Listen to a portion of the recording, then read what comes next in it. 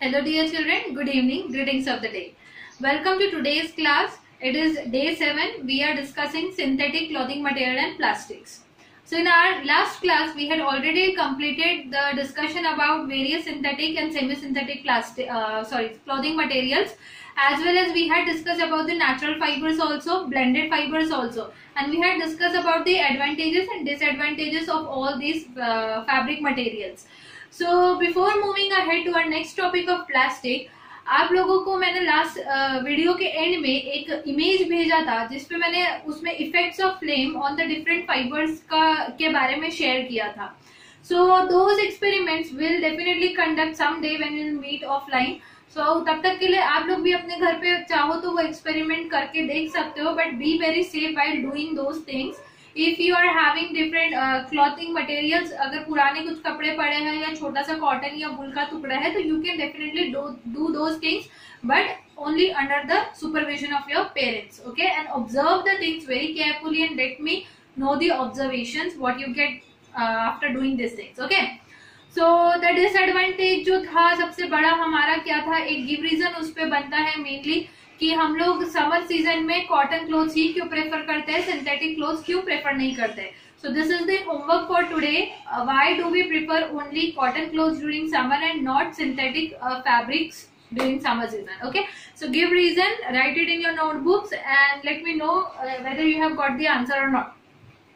Before moving ahead, let me discuss one important point. Synthetic fibers are having very high tensile strength and hence we are using them very widely.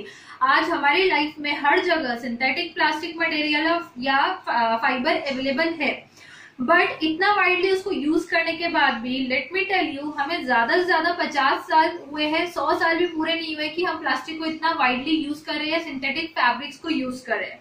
Because पहले आपको जैसे कि पता है metallic as था, metal, पहले stones, फिर metals, फिर वुड, फिर धीरे धीरे चीजें डेवलप होते होते फाइनली लेट 1950 के बाद जाकर ये प्लास्टिक का जो यूज है इतना ज्यादा वाइडली एकदम बढ़ गया. Okay, so with the end during the end of the 20th century we are here with the synthetic materials, and synthetic materials are having very high tensile strength, good tensile strength. So what do we mean by tensile? T-E-N-S-I-L-E. So tensile strength, जैसे कि ये pen है, अगर मैं इसको खींचूं तो क्या ये टूट गया इजीली? ठीक है, खींचने पे भी स्ट्रेच नहीं हो पा रहा है. ठीक है, अगर मेरे पास केस 1 ये प्लास्टिक का पेन है, इसके दोनों साइड्स पे मैंने कुछ वेट्स लगाए हैं, suppose 10 gram on both side, और वैसे यहाँ पे कुछ दूसरे हाथ में अगर मेरा केस भी कुछ लोहे का रॉड होता है सेम साइज का, और उसके दोनों एंड्स पे हम लोग वेट्स लगा देते हैं. धीरे धीरे हम दोनों के वेट्स बढ़ाने शुरू करते हैं, 10 ग्राम each on both the sides on both the rods, फिर हम लोग 20 ग्राम्स लगाते हैं, फिर 50, फिर 100. फाइनली माई क्वेश्चन इज कि केस ए जहां प्लास्टिक का पेन है, केस बी जहां आयरन का रॉड है, दोनों में से पहला कौन सा ऐसा रॉड होगा जो टूट जाएगा? क्योंकि दोनों तरफ से वेट है तो बीच में से ये ब्रेक होगा, बेंड होके, दोनों में से कौन सा पहले होगा, प्लास्टिक और आयरन.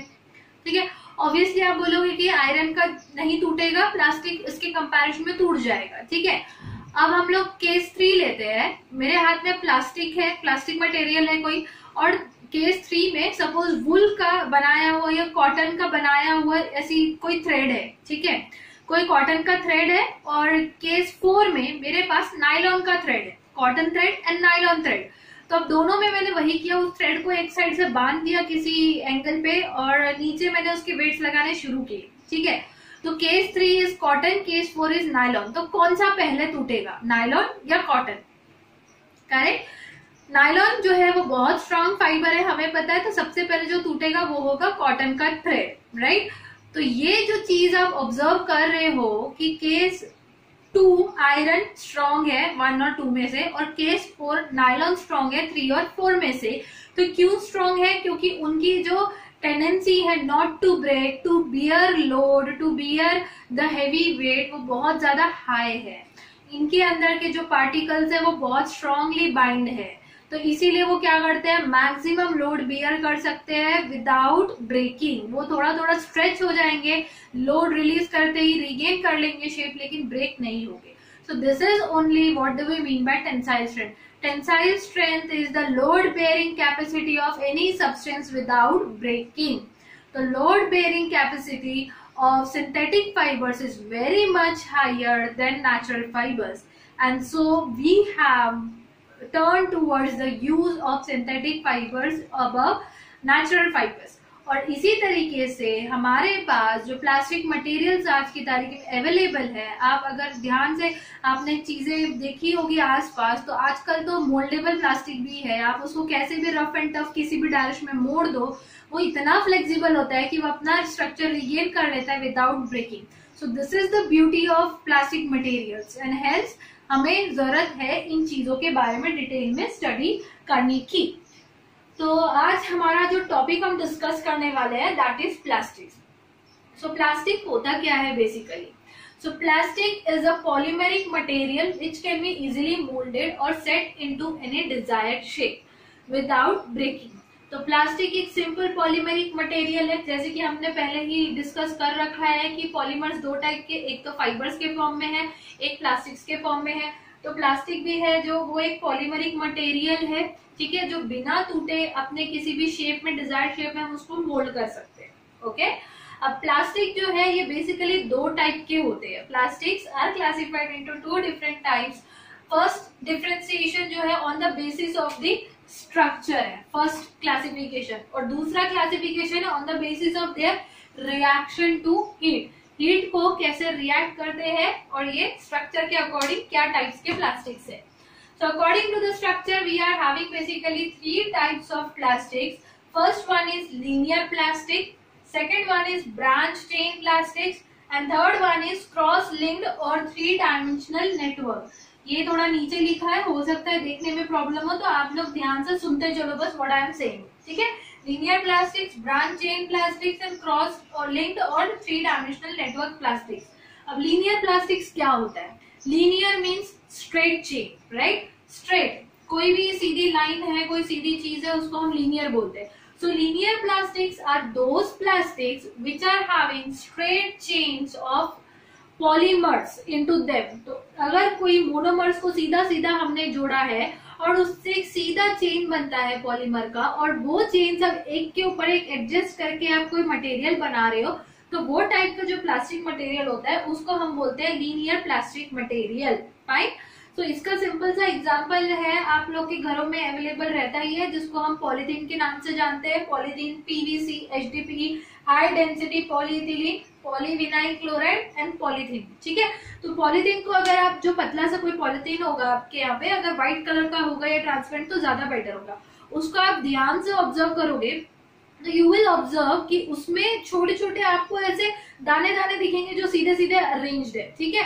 तो वो दाने दाने जो है वो क्या है, वो कहीं ना कहीं मैक्रो मॉलिक्यूल्स है, बड़े बड़े मॉलिक्यूल्स है, जो बहुत सारे पॉलीमर्स को जोड़ के बना हुआ है. पॉलीमर मोनोमर से बना है, जो स्ट्रेट चेन के फॉर्म में अवेलेबल है. तो लीनियर प्लास्टिक जो है उसमें सीधी सीधी चेन्स होती है, एक के ऊपर एक, जो एडजस्टेड होती है हमारे पॉलीमर्स की. Okay, straight chain of polymers adjusted one above the other. Next is branch chain plastics. Branch chain plastic में क्या होगा, एक सिंपल चेन होगा, स्ट्रेट चेन होगा, एक लीनियर चेन होगा जिसमें ब्रांचेस निकले होंगे पॉलीमर के. ब्रांचेस क्या करेंगे, गैप्स को फिल करने में हेल्प करेंगे या फिर ज्यादा स्ट्रॉन्ग बॉन्ड्स बनाने में हेल्प करेंगे with the surrounding chains, right. तो दिस इज सिंपल डेफिनेशन, वहां पे आप लिख सकते हो. Branch chain plastics are those plastics which have the linear chain of polymers which have branches as well along with them. So example is LDPE. LDPE means low density polyethylene.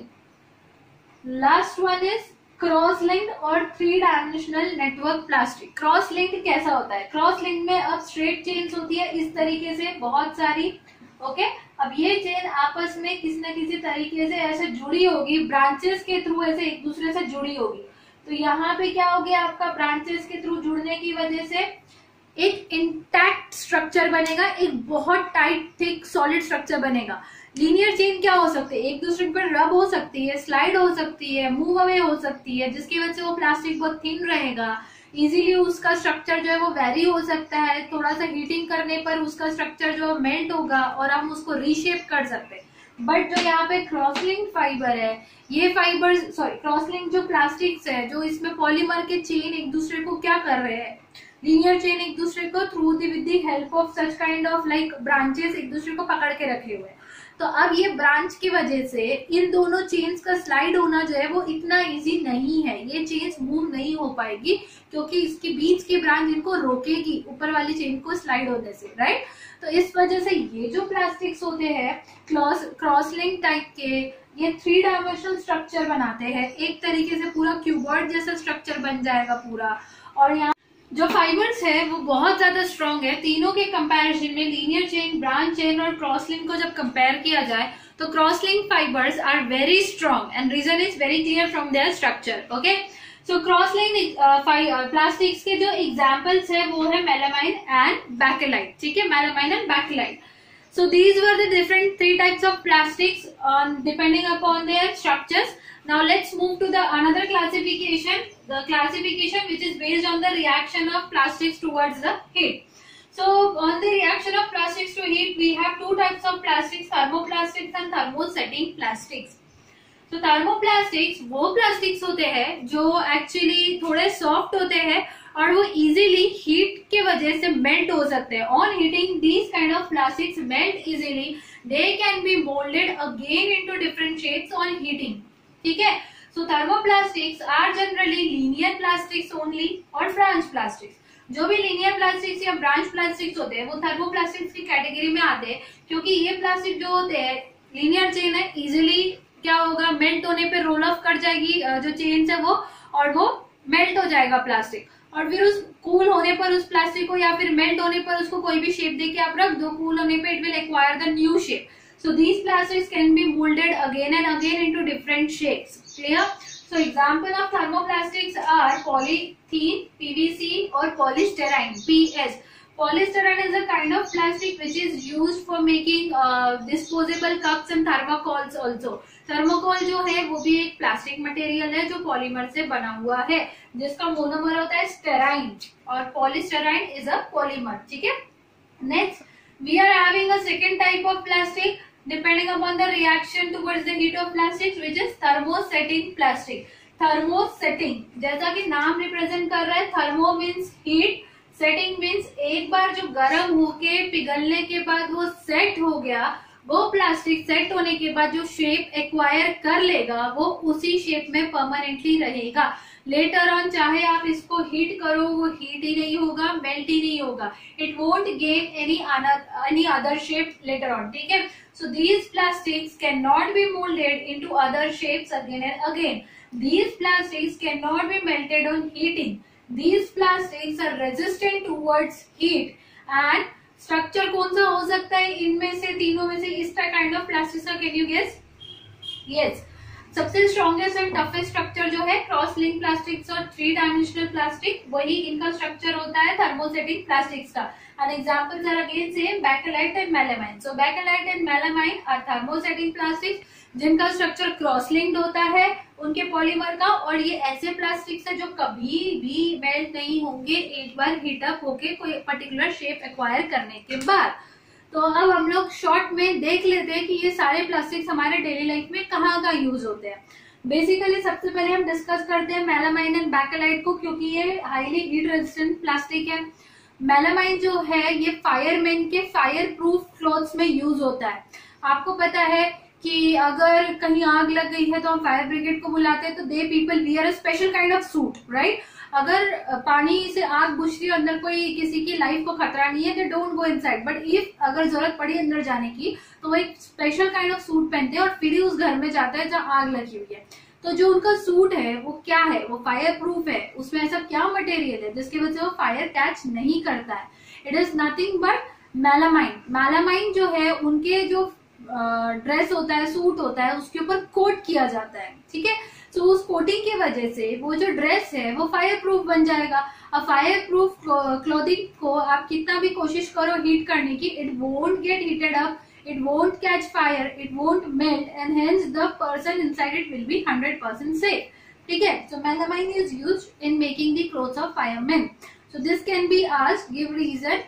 Melamine is used for making the clothing of firemen. क्यों use किया जाता है? Because it is a thermosetting plastic which is having 3-dimensional structure of its chain and hence it is fireproof. ठीक है, so the person inside it will be safe. Okay, next Bakelite कहाँ use होता है? Bakelite जो है इसके बारे में हम थोड़ा सा डिटेल में देख लेते हैं अच्छे से। उसके पहले मैं आपको बता दूं एक और इम्पोर्टेंट क्वेश्चन है यहाँ पे, difference between thermoplastics and thermosetting plastic. So 3 points, 3 to 4 points must be there in your answer. Difference between thermoplastic and thermosetting plastics, ये क्वेश्चन आप लिखिए और इसका आंसर भी अपने बुक में अच्छे से प्रिपेयर कीजिए with all those points which I had told you. ये मेल्ट होता है, ये नहीं होता है, ये इसको अगेन एंड अगेन हम शेप रीशेप कर सकते हैं, इसको नहीं कर सकते, ये हीट को रेजिस्टेंट है, ये नहीं है, इसके एग्जांपल्स क्या है, इसके अंदर पॉलीमर चेन का स्ट्रक्चर क्या है, ठीक है, ये सारे आपके पॉइंट्स इंक्लूड होने चाहिए। Now let's see about bakelite. Okay dear students, here are few points about bakelite. So bakelite एक थर्मोसेटिंग प्लास्टिक है जो 3 डायमेंशनल नेटवर्क या क्रॉस लिंक नेटवर्क से बना हुआ है जिसका structure. So bakelite was discovered by Leo Baekeland in 1907।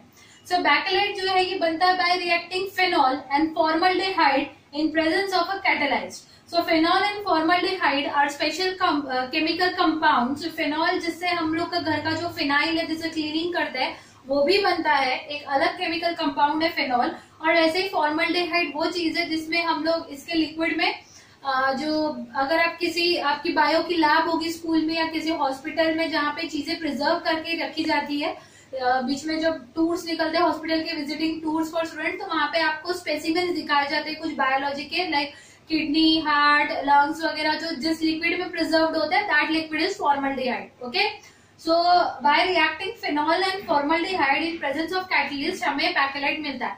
Catalyst क्या होता है? Catalyst is a special kind of substance which is used in any kind of reaction to increase the rate of reaction, मतलब speed of reaction without itself participating into it. तो एक catalyst वो चीज होती है जो रिएक्शन की speed बढ़ा देती है लेकिन खुद उसमें रिएक्ट नहीं करेगी, खुद पार्टिसिपेट नहीं करेगा, as it is at the end of the reaction products के अलावा वो सेपरेटली हमें मिल जाएगा जिसको आप अलग निकाल देंगे। अब हमारे रिएक्टेंट से प्रोडक्ट्स रेडी है। तो रिएक्टेंट्स फिनॉल और फॉर्मल्डिहाइड थे और प्रोडक्ट हमें मिल गया बैकेलाइट नाम का प्लास्टिक कंपाउंड। ठीक है, अब कुछ लिक्विड फॉर्म में मिलेगा डेफिनेटली इनिशियली, फिर उसको एक पर्टिकुलर शेप में डालकर उसको ठंडा कर दिया जाता है तो वो उस पर्टिकुलर शेप को एक्वायर कर लेता है, तो उस प्लास्टिक का नाम होता है बैकेलाइट। ठीक है, अब बैकेलाइट जो है इसकी कुछ खास प्रॉपर्टीज है। It is very hard and stiff है। स्पेशली बैकेलाइट जो प्लास्टिक है ये सबसे हार्ड प्लास्टिक है, hardest plastic. Okay, shall I write it with another pen? Hard and stiff. अगर आपको दिखाई नहीं भी देता है तो आप सिर्फ ध्यान से सुनते चलो what I am saying. So it is hard and stiff. Next, it is an insulator. Insulator क्या होता है? इंसुलेटर वर्ड क्या होता है? इंसुलेटर कंडक्टर आपने सुना होगा। कंडक्टर मीन्स जो इलेक्ट्रिसिटी और हीट को अच्छे से कंडक्ट करते हैं, वो मटेरियल्स जैसे कि मेटल्स। सो इंसुलेटर मतलब वो मटेरियल जो हीट और इलेक्ट्रिसिटी को बिल्कुल ही कंडक्ट नहीं करते हैं। They are opposite of conductor. तो हम यहाँ पे बैड कंडक्टर्स जो होते हैं उनको बोला जाता है इंसुलेटर्स। ठीक है, so this bakelite is a good insulator and bakelite has many good uses, like जो आपके घर के प्लास्टिक के स्विचेस होते हैं, बटन्स जो लाइट और फैन के स्विच बोर्ड्स में बटन्स होते हैं, those buttons are made up of a specific kind of plastic material. That plastic material is bakelite. वो हार्ड होता है, एक बार शेप मिल गया उसको अगर उस स्विच बटन का तो वो चेंज नहीं होगा, सीधा बहुत मुश्किल से बहुत दिनों बाद वो टूटता है, नहीं तो सालों साल तक टिका रहता है। स्पेशली एंकर के बटन्स, एड अगर आपने देखा होगा तो एंकर गारंटीज की उसका स्विच जो होता है वो एकदम इलेक्ट्रिसिटी रेजिस्टेंट होता है और वो ब्रेक नहीं होता है इजीली, क्योंकि वो सबसे गुड क्वालिटी ऑफ बैकेलाइट से बना होता है। नेक्स्ट यूज इज दैट जो कोम्स होती है वो बैकेलाइट से बनती है। डिफरेंट डेकोरेटिव मटेरियल्स या अनब्रेकेबल प्लेट्स जो होते हैं, जो यूटेंसिल्स होते हैं unbreakable, those are made up of bakelite. Specially अगर आपने कुकर देखा होगा, जो जिसमें खाना पकता है कुकर, या फिर टी पैन देखा होगा, उसका जो हैंडल होता है वो ब्लैक कलर का होता है, right? That black colour material क्या है? एक तरीके से प्लास्टिक ही है, वो मेटल तो है नहीं। अब उस प्लास्टिक को अगर आप हीट भी करोगे, आप चाय या कुकर में कुछ पकाते हो तो वह हैंडल गर्म होता है हल्का सा, अगर आप उसको गर्म भी गैस पर रख के कर दोगे तो इट में बिकम हॉट, बट वो मेल्ट नहीं होता है, वो इजीली टूटता भी नहीं है क्योंकि वो बैकेलाइट से बना है। ठीक है। So bakelite is also use to make unbreakable utensils और कुकिंग मटेरियल्स, ठीक है। इसके अलावा बेकेलाइट जो है टेबल टॉप लैमिनेट्स बनाने के लिए यूज होता है। मतलब जो बहुत ज्यादा गुड रेस्टोरेंट्स है या बड़े किचन्स है जहाँ पे बहुत ज्यादा कंटिन्यूअसली कुकिंग का काम चलने वाला है, तो वहां पे जो उनका कुकिंग एरिया होता है, जो ऊपर का, जहाँ पे जनरली हमारे घर पे ग्रेनाइट का होता है ऊपर का फ्लोर, तो वहां पे वो लोग उसको लैमिनेट करते हैं with bakelite material, so that वो क्या होगा, उस पे अगर ओवन रखना है या फिर इंडक्शन रखना है या डायरेक्टली गर्म बर्तन उन्होंने सडनली कुछ रख दिए, तो वो ग्रेनाइट चांसेस है कि क्रैक हो जाए या उस पे कलर छूट जाए। तो ये क्या होगा, बेकेलाइट टॉप जो लैमिनेशन है उस ग्रेनाइट का क्रैकिंग प्रिवेंट करेगा। बेकेलाइट खुद टूटेगा नहीं और उस पर इजीली हम कुछ भी गर्म चीज रख सकते हैं, चॉपिंग वगैरह जो है वो इजीली कर सकते हैं। तो टेबल टॉप लैमिनेट्स बनाने के लिए, फाउंटेन पेन की जो बॉडीज होती है वो बनाने के लिए बेकेलाइट यूज होता है। इसके अलावा कोम बनाने के लिए, फोनोग्राफिक रिकॉर्ड्स बनाने के लिए। So these are the different uses of bakelite. So bakelite का डिस्कवरी, उसका पॉलीमर, उसकी प्रॉपर्टीज एंड उसकी uses. With this, we end the general discussion about the plastics and its various types depending upon the structure and reaction towards heat. ठीक है? So in next class, we shall discuss about the general properties of plastics. Till then, keep making your notes. आज के homework जो थे 2 questions थे, वो आप please अपने नोटबुक्स में कॉपी डाउन कर लीजिएगा। Okay, so thank you and have a good day. Bye.